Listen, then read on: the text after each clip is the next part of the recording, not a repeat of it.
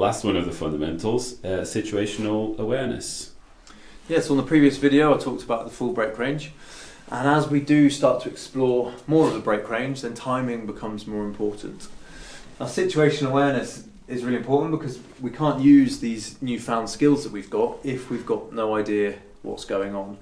Situational awareness gives you a glimpse into the future, because rather than reacting second by second to what's going on because you don't know what's next, you understand that when this happens, then that happens. So I know what's going to happen, so I can do the right input at the right time. And when we start using deeper brakes, for sure if we use them at the wrong time, we're going to get ourselves into trouble.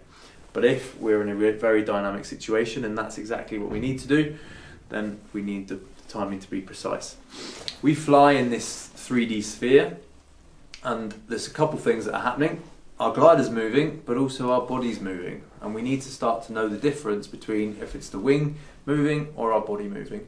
Because if the wing is shooting and I pull 20 centimeters of brake, or if my body's descending and I pull exactly the same 20 centimeters of brake, I get two very different results. In one, I will lose height in a dynamic turn, and in the other, I will gain amplitude like a wing over. So to understand what is going on, what's moving, whether it's yourself or your wing, you can then start to do the right input at the right time. Now, when you have this good body position, when you're not aggravating the situation by involuntarily using your arms, when you have use of the full brake range and it's a tool that you can just use straight away, and when you're aware of exactly what's going on, you will never create a secondary event.